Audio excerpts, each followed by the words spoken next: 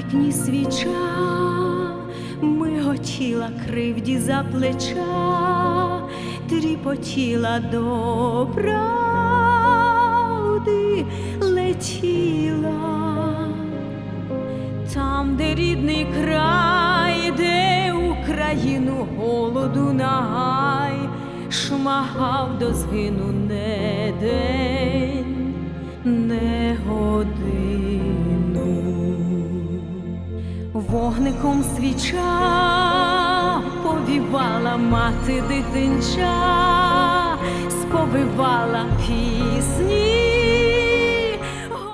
Can you describe your connection to the Holodomor and why it is of significance to you? Yes. My parents both lived through the Holodomor genocide in Ukraine. My name is Elena Kruger.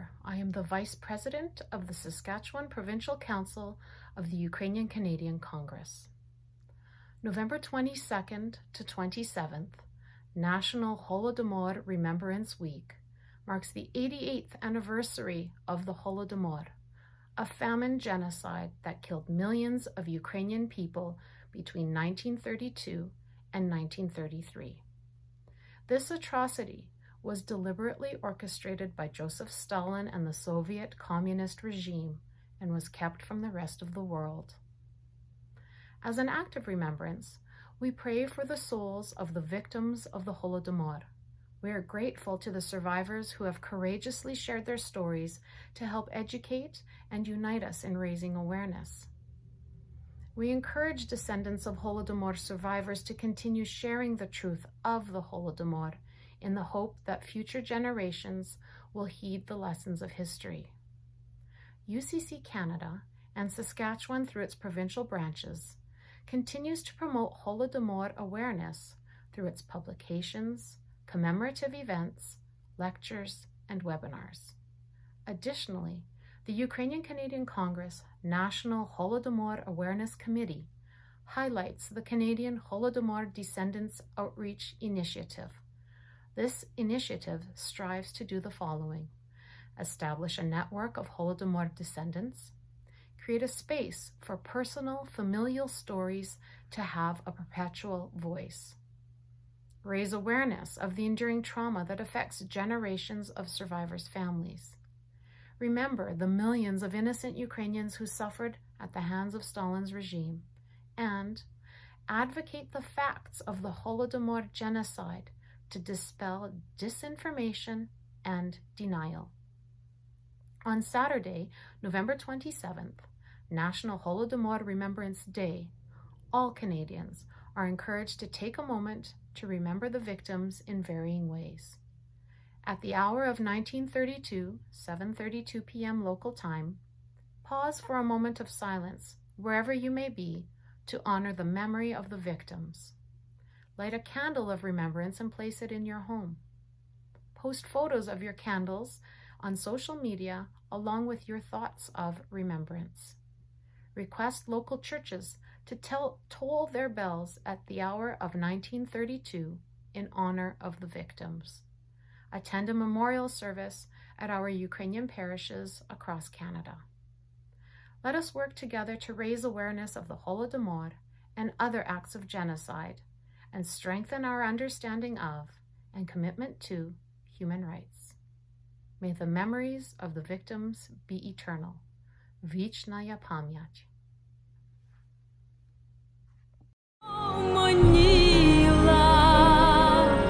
Про гірку біду, недолю голу, про чужу орду, криваво чолу бодай скам'яніла. На вікні свіча догасала мати дитинча, колисала не в колисці, ні, не в колисці, але у Commemorating Holodomor 2021 in our small English homogeneous community rural area of Saskatchewan, Wilkie, our students weren't familiar with Holodomor. So I think that's what the deniers are hoping for. We had an opportunity with a local author, Ria Good, and read her book, Bottle of Grain. There's awareness, literary work, and we actually did participate in a craft bottle of grain assignment. And it's just to spread more awareness about Holodomor with all Canadian students. Слава Україні! Вічна їм пам'ять! Не в колисці, але у труні. Мертві по гробах, їх мільйони у німих церквах. Стогнуть дзвони, хто ж то Україні, Боже, нині допоможе.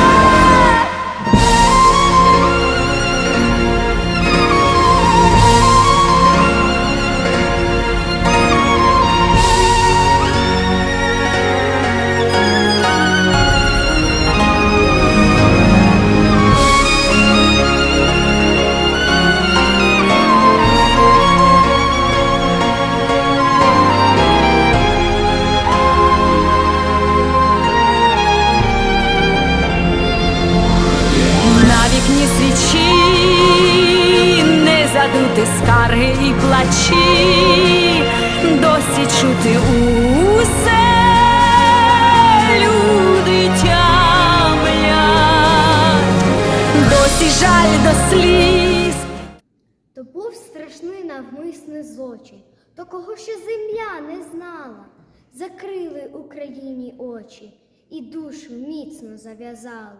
Сліпу пустили старцювати. То був такий державний злочин. Стригнулась навіть мертва кафа. Мерцями всипалося поле. Ні хрестика, ні могили. То був такий навмисний голод. Це остання хлібина, остання.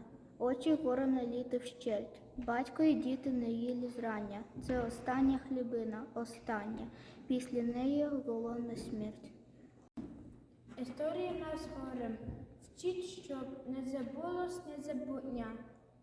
Бо там, де пам'ять не мовчить, там щастям повниться майбутнє. Щоб уранки теплі й холодні не йшли шикуватись хрести.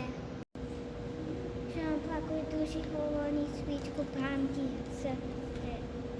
Ніде? Такого більш не буде. Хай день.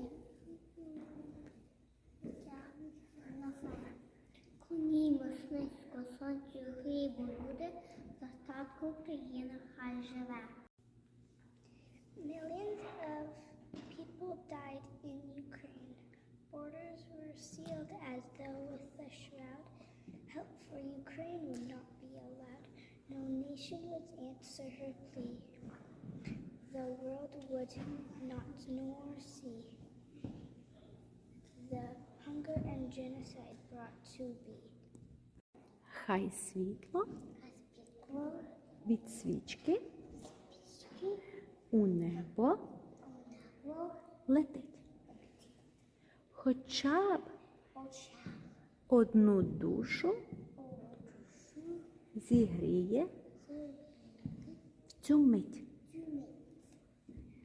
Щоб душа ця загублена спокій знайшла, і у вічність до Бога вона відійшла.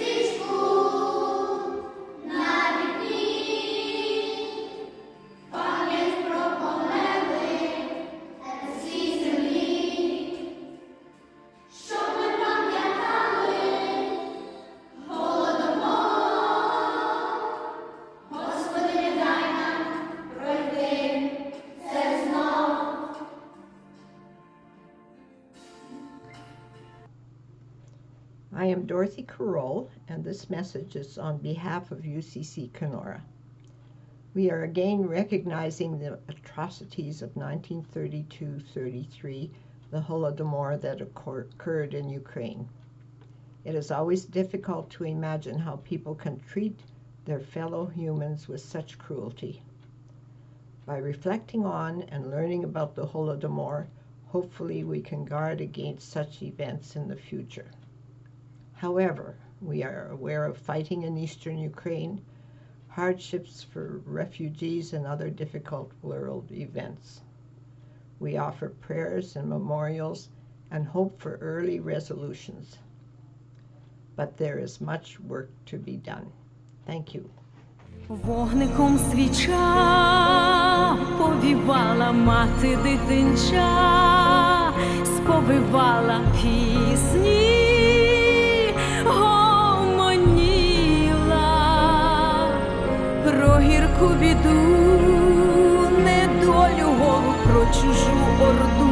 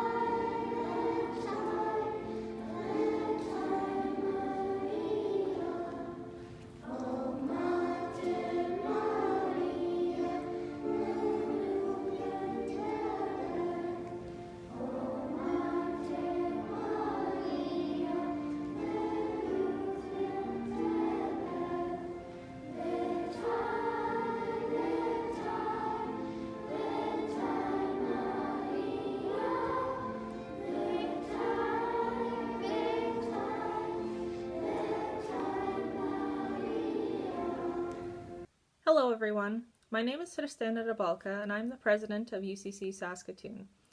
On this 88th anniversary of the Holodomor, Ukrainians around the world join Ukraine in remembering and honoring the victims and survivors of the genocide which happened in 1932-33. The Holodomor, when translated, means death by hunger or death by starvation. It was Joseph Stalin's attempt at eliminating the Ukrainian people. Millions died, and then he tried to cover it up. Until recently, many survivors had kept their stories a secret because of fear. After Ukraine's independence in 1991, more people decided to share what had happened. Ukraine voted to recognize the Holodomor as a genocide in 2006, and Canada followed shortly after in 2008. To date, 14 countries have recognized the Holodomor as a genocide, and Ukrainians around the world are lobbying for others to as well. As Ukrainian descendants, it is our duty to make sure the truth continues to be shared and survivor stories told, and that we never forget all the victims who suffered and died so tragically. This is especially important now as survivors are getting older and passing away. I'd now like to share a personal story. I'm a descendant of both survivors and victims of the Holodomor. My Dito is a Holodomor survivor, and it wasn't until recently, in the early 2000s, when we started to hear stories of his experiences. I was interviewing my Dito for a school project on the Holodomor, and we got about halfway through the interview and things were getting very emotional. I will never forget when he looked me straight in the eye and said, "You do not know what it feels like to be truly hungry." And I could see it in his face, the horror of the memories that were coming back to him. It's difficult to know that someone you love so much has gone through something so tragic, and I can't even imagine how horrifying it must have been for the people who lived through it. Let us never forget what happened. Вечная память to all those who did not survive.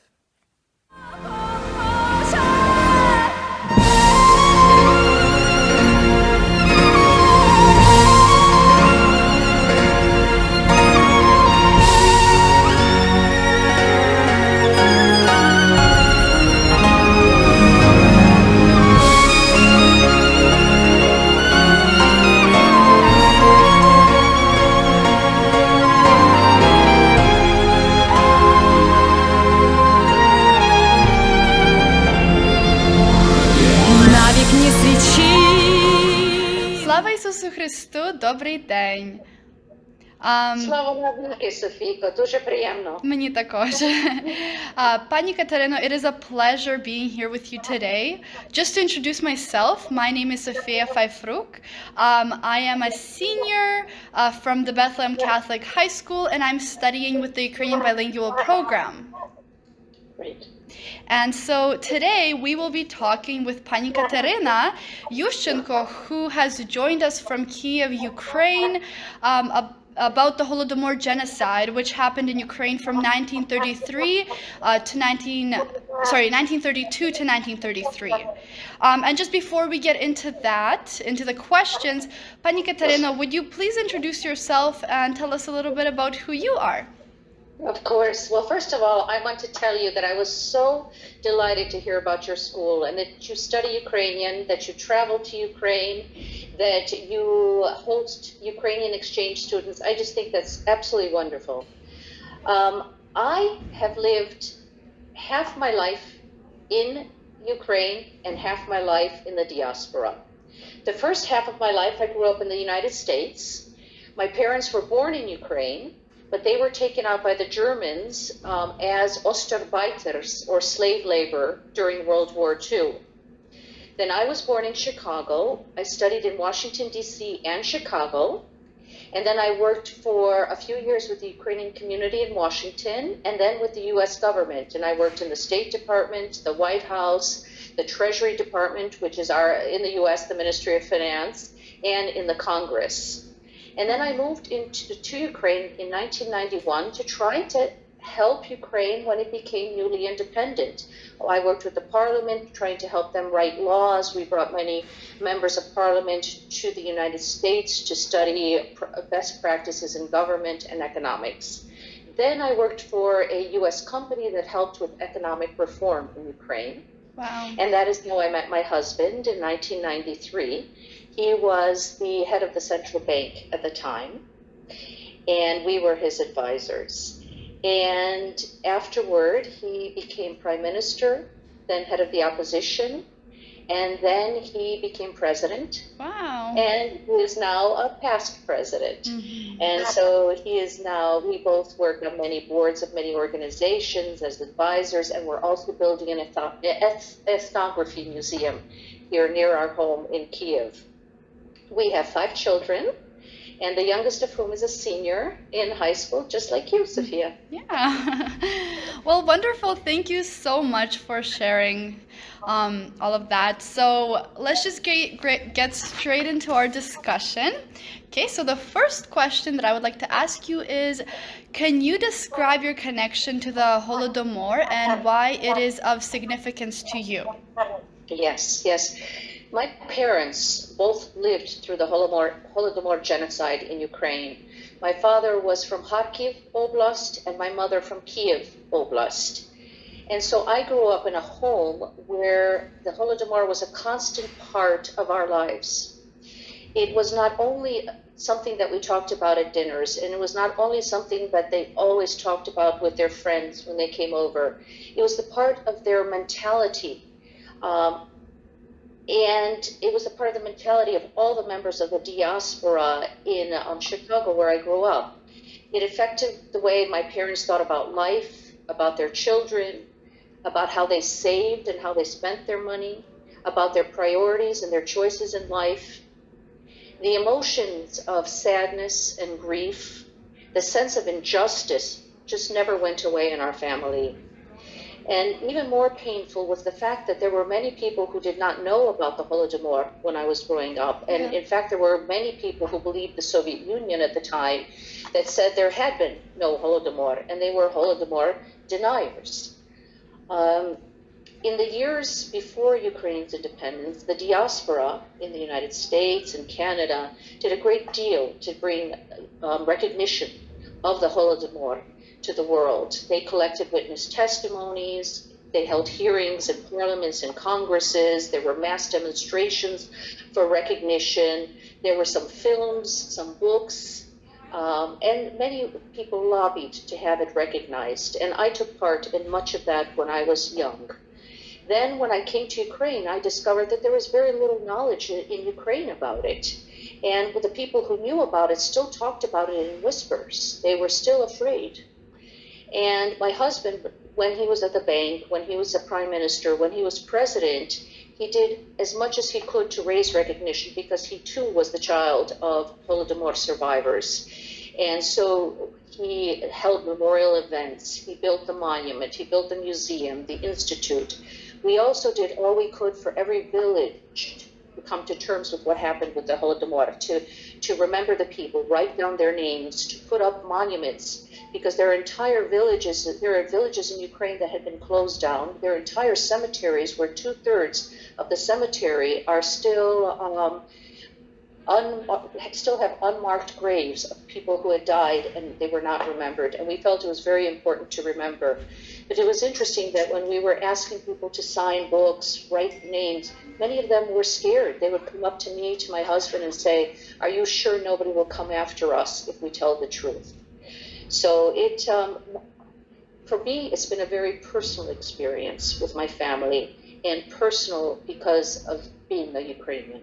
Yeah, no, it definitely sounds like you and your family has a deep connection to the Holodomor. Thank you for sharing that. Our second question is, in your opinion, how does the tragedy of the Holodomor have a continuing effect on Ukrainians today, recognizing that most survivors have passed on and now descendants are left? Ukraine is a post-genocidal nation. Just as the Holodomor affected how I grew up and is permanently imprinted on the psychology of my family, it still is a major factor in the psychology of our nation as well. Our society is affected by post-traumatic stress disorder. The Holodomor caused transgenerational trauma, where the effects of trauma were passed from each generation to each descendant. This manifested in various ways: a constant preoccupation with survival, a need to fit in, an aversion to risk, and something I would even call as a Stockholm syndrome, where victims bonded with their captors and their abusers. You know, there is a Canadian scholar. I was with him on a panel yesterday, and I know he is giving a speech in Canada as well today, Brent Bezo. He's a PhD candidate in psychology at Carleton University, and he said it extremely well yesterday. He was in Ukraine for 5 years, and he studied the effects on the psychology of people, and he talked about fear, the fear of another genocide, a fear to take action. There is a sense of that you have to submit. There's apathy in our country. There's almost, you could say, a slave mentality that came. He talked about sadness. He talked about trauma. The fact that many people stockpile food. They think about food. They hoard things. I have to say, I had an aunt. She's now passed away in Kiev. She had a tiny apartment, but in her apartment, she always kept a very large bag of toast, of dried bread. And I said, "Totyo Polyo, why are you keeping this? It's taking up too much space." She says, "You never know when there's going to be another famine." Yeah. And so it's a trauma. There was, Brent Bezo talked about authoritarian parenting, where parents always felt the need to control their children more because they didn't know what the future would hold. The feelings of mistrust, indifference, hostility, and stress that causes both emotional hurt your emotional health, but also physical health, and how sometimes that stress, when people didn't talk about the Holodomor, where they kept it bottled up inside, caused diseases, even diseases like diabetes and other. And then, of course, there was all the cultural ramifications of the Holodomor, the loss of heritage, the loss of family traditions, of culture and ethnic identity, and the loss of our nation. When the Russians killed all the Ukrainians in the Holodomor, they tried to replace Ukrainian culture and identity with the Russian one. Russian language, Russian history, Russian literature. And unfortunately, that is one of the battles we still fight to this day in Ukraine, is the fact that people do not always have their identity. Despite that, I think it's absolutely miraculous that despite devastating effects of the Holodomor and other forced famines and many other forms of brutal repression, Ukraine has survived and it's risen up to declare its existence, declare its independence, and declare its freedom. Right, thank you. And thirdly, what do you hope to accomplish through your role as an ambassador of the Global Holodomor Descendants Network? And not only you, but what are the goals of the network? Yes. Well, to overcome the psychological effects of genocide, it's important to recognize the facts of the past, those that Russia worked so much to try to cover up. We have to remember, we have to study, we have to analyze our history, and we must do all we can so the world knows about the Holodomor and recognizes it as the genocide that it was. And we have to ask that if the world had more forcefully reacted to what happened to Ukraine in 1932-33, if they had spoken about it, reacted, would future totalitarians have dared to commit genocide in other countries? Could it be that people like Hitler and Pol Pot would have that they would have seen the reaction? But instead, they saw that not only did it go unpunished, it even went unnoticed. And most of the survivors, like my parents, they are gone now. But the next generation, my generation, is here, and our children are here. And that's why the Ukrainian World Congress created the global network of Holodomor descendants, so that we could all together be the voice of victims and to keep this memory alive. And it's very much our moral obligation to remember, to tell the stories of those who died. We need to learn even more about them. There's a lot of research that's yet to be done. We still have to find out who opposed it, how did they oppose it, who perpetrated it. A question that has not been studied: what was the role of women? Did they protect? Did some perpetrate? We have to ask, why did some survive and why others didn't? These are all areas that we still hope to study in our institute. And the people who died will live through these stories, which are needed by historians, by politicians, by writers, by filmmakers. And that's why we created the network, so that we could tell these stories. And I just want to tell all your students that maybe one day, one of you will be the one who will write, do seminal research and write seminal books and articles on the subject. Some will go into government and address the genocide and make policies against new genocides in the world and try to address problems of famine in the world. Some of you may write the best novel or the best screenplay, and some of you might write the films. How many films are yet to be made of the great stories that were told? So I just want to say that I would really, really hope that everyone in your school, all the people in Canada, sign up to become part of the Descendants Network. Tell your stories and tell everyone about them so that the world knows. Wonderful, thank you. And so just a quick question, like people from all over the world can sign up to be a part of this network, right? You don't need to live in Ukraine to be a part of it, right? No, just the opposite. It's for everywhere around the world. For people who are descendants, people whose families have lived through it and who have a story to tell, or just someone who wants to support it. Right. Yeah, thank you very much. So that brings my questions to an end. Thank you so much for sharing everything you've shared with us. I found it very insightful. So thank you for that. It was a pleasure being here with you, truly. Thank you, Sophia. It was a great pleasure to talk with you, and I truly hope that the next time your school visits Ukraine, I'll be able to meet you. Yeah, thank you so much. Take care. Thank you. All the best. Усе люди тямлять, досі жаль до сліз тих, що не впору їх потяг у кіс голодомору, тож вічна їм пам'ять.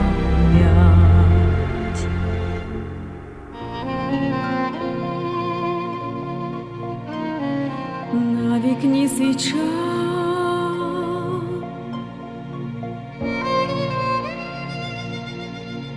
ми хотіли